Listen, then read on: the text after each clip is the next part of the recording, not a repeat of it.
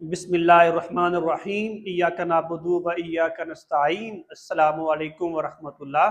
Dear students, कैसे हैं आप सब? उम्मीद करता हूँ खैर आफियत के साथ होंगे। मैं अतीकुर रहमान, आपका बायो का टीचर। तो आज हम डिस्कस करते हैं एक इंतहाई अहम सवाल, सिग्निफिकेंस ऑफ माइटोसिस, जो कि शॉर्ट क्वेश्चन और लॉन्ग क्वेश्चन के अतबार से बड़ा ही अहम सवाल शुमार किया जाता है।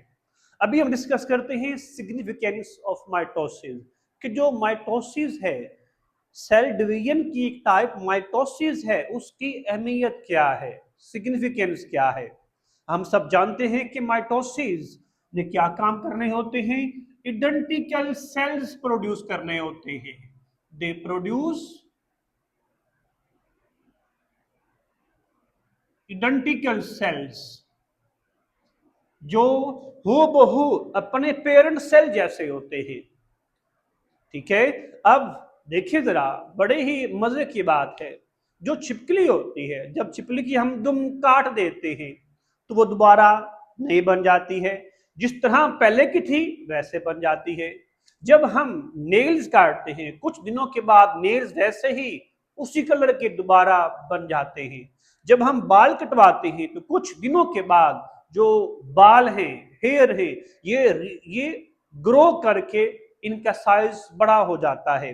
हम देखते हैं कि जो छोटे बच्चे होते हैं जिनकी एज 6 साल 5 साल होती है, रफ्ता रफ्ता उनकी जो बॉडी साइज है वो इंक्रीज होता जाता है। ये सब चेंजेस कौन कर रहा है? इन चेंजेस का रिस्पॉन्सिबल कौन है? जी बिल्कुल, वो माइटोसिस रिस्पॉन्सिबल है, जो कि आइडेंटिकल सेल बनाती है। हमारी बॉडी के अंदर पुराने सेल्स मर जाते हैं, उनकी जगह पर नए सेल्स आ जाते हैं। कौन कर रहा है? माइटोसिस कर रही है। रिजनरेशन कौन कर रहा है? माइटोसिस कर रही है। ग्रोथ कौन कर रहा है? माइटोसिस कर रही है। तो हम कहते हैं कि mitosis play a crucial role in the maintenance of life of living organisms. ठीक है मेरे बेटे। तो अभी हम स्टेप बाय स्टेप कुछ यहाँ पर पॉइंट्स लिखे हुए हैं, इनको भी हम एक्सप्लेन करते हैं। तो मेरे बेटे बड़ा अहम सवाल है, आपने इसको जरूर देखना है। ठीक है। तो देखिए, पहला पॉइंट है ग्रोथ के हवाले से। इसमें हम कहेंगे कि growth in organisms mean an increase in the size of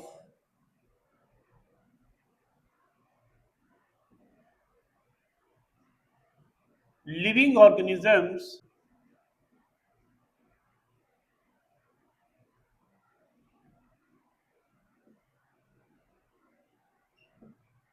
ठीक है। ये क्यों है?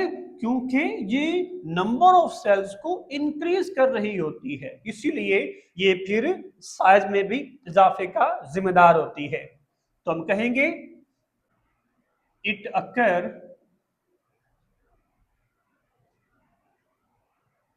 Due to increase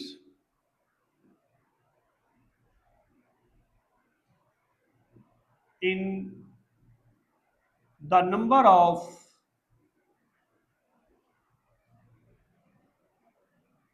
sales.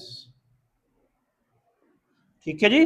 फिर हम कहेंगे कि mitosis is crucial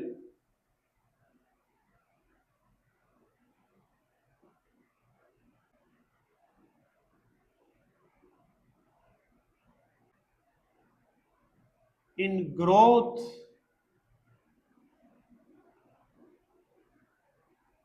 by producing new cells।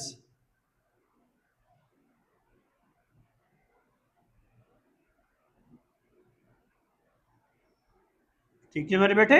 तो जो किसी भी जानदार की ग्रोथ होती है, उस ग्रोथ के लिए माइटोसिस बहुत जरूरी होती है। अगर माइटोसिस नहीं होगी, नए सेल नहीं बनेंगे, तो ग्रोथ भी नहीं होगी।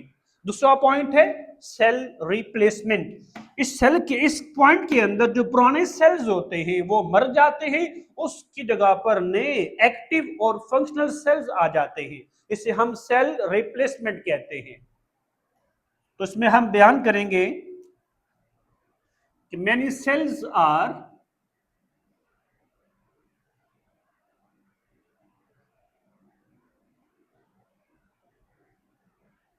constantly dying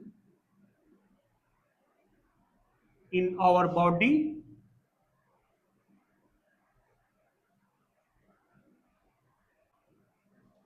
for example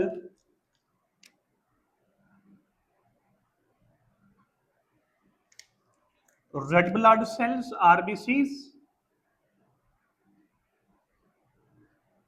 and the cells of intestine wall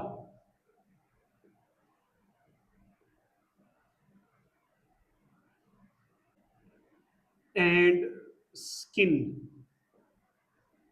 ठीक है, इसमें पुराने सेल्स मर जाएंगे, इनकी जगह पर नए सेल्स आ जाते हैं, रिप्लेस्ड बाय न्यू सेल्स। ठीक है, जो पहले की निस्बत ज्यादा एक्टिव होते हैं। ठीक है, फिर हम कहेंगे these are replaced by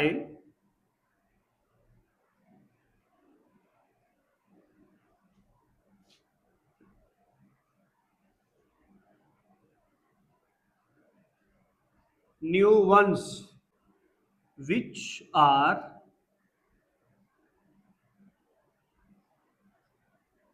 exact copies of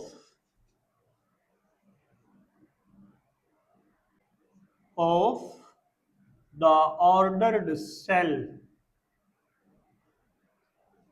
ठीक है, तो ये जो नए सेल्स बनते हैं ये कौन बना रहा है? माइटोसिस बना रही है। तो these cells are followed by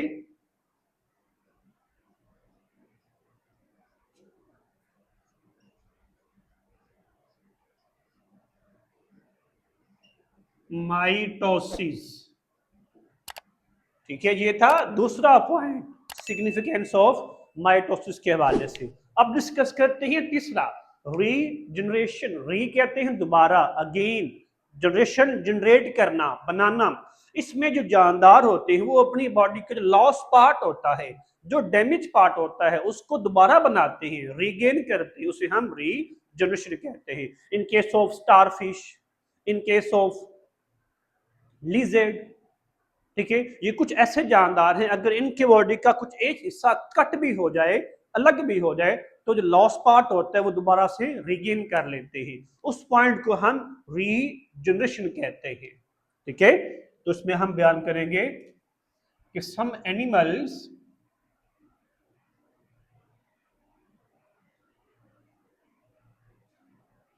can regenerate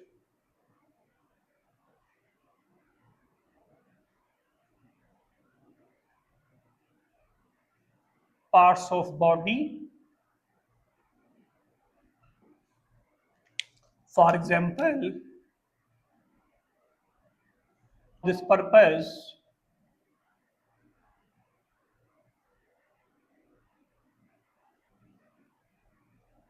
they form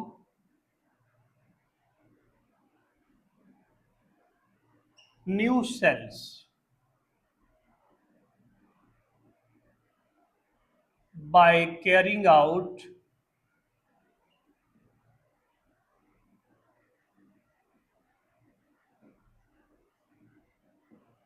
mitosis. ठीक है, in the cells of remaining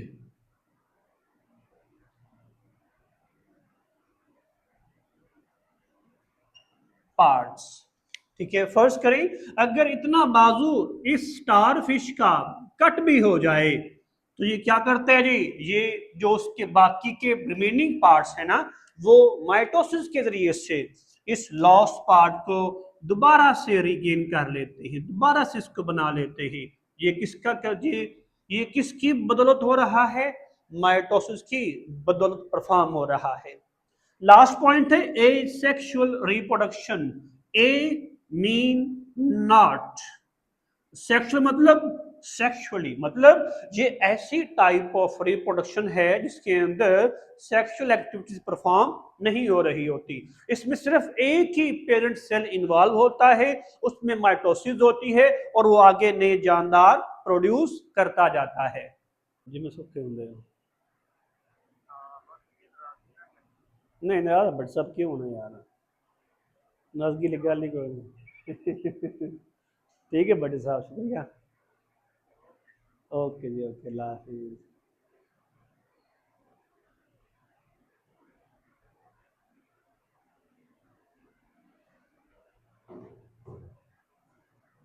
ठीक है जी।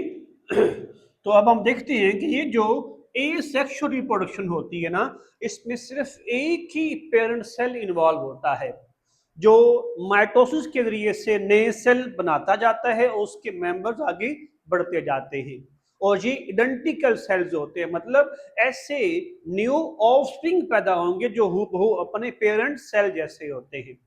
तो इसके बारे में हम कहेंगे कि ए सेक्सुअल रिप्रोडक्शन ये कौन कर रहा है, माइटोसिस कर रही है। तो mitosis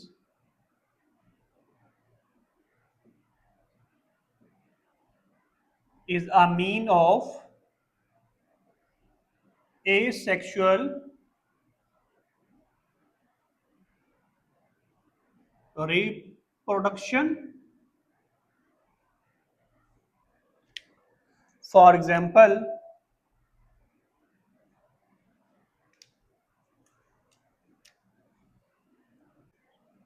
hydra reproduce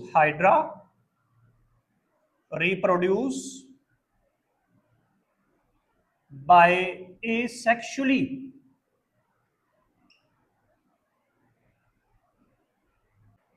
through budding।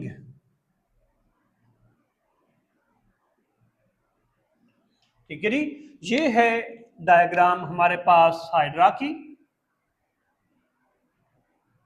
ठीक है, और ये इसकी जो बॉडी की सरफेस है ना, ये सरफेस है उसकी बॉडी की। अब इसकी बॉडी के सरफेस के ऊपर एक छोटा सा बर्ड बन जाएगा, एक उभार बन जाएगा। वो बर्ड आहिस्ता आहिस्ता साइज में बड़ा होता जाएगा। जैसे ही उसका एक स्पेसिफिक साइज बन जाता है ना, तो फिर वो अपने इस पेरेंटल सेल से डिस्पैच हो जाता है, अलग हो जाएगा। और जैसे ही अलग होगा, जाहिर सी बात है फिर ये एक न्यू ऑफस्प्रिंग के अंदर चेंज हो जाता है।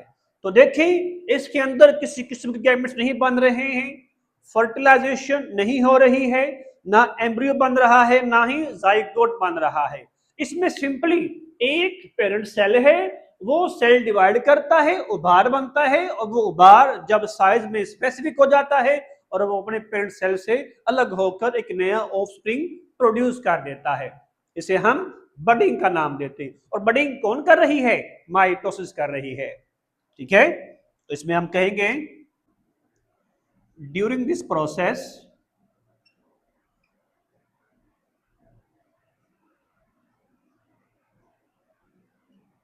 Mitosis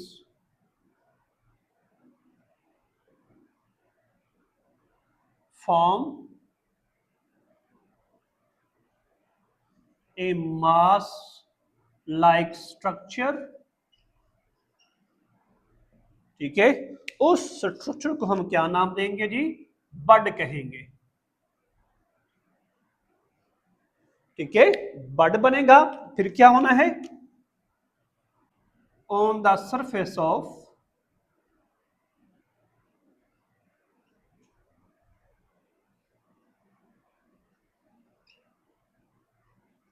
hydra. इसमें जो माइटोसिस होगी ये मुसलसल होगी। Mitosis continues to produce new cells in bud. ठीक है, और ये बड क्या करेगा जी, grows into a new individual.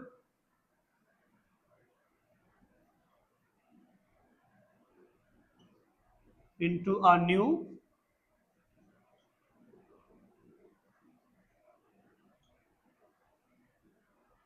Individual. ठीक है, तो ये बर्ड फिर एक जानदार के अंदर तब्दील हो जाएगा, चेंज हो जाएगा। ये थी हमारे पास information about significance of mitosis. बड़ा अहम सवाल है मेरे बेटे, ये आपने जरूर याद करना है। होप सो ये टॉपिक आपको समझ आ गया होगा। अगर कोई क्वेश्चन आपने मुझसे पूछना हो तो कमेंट बॉक्स में आप मुझसे पूछ सकते हैं। Thank you, Allah Hafiz.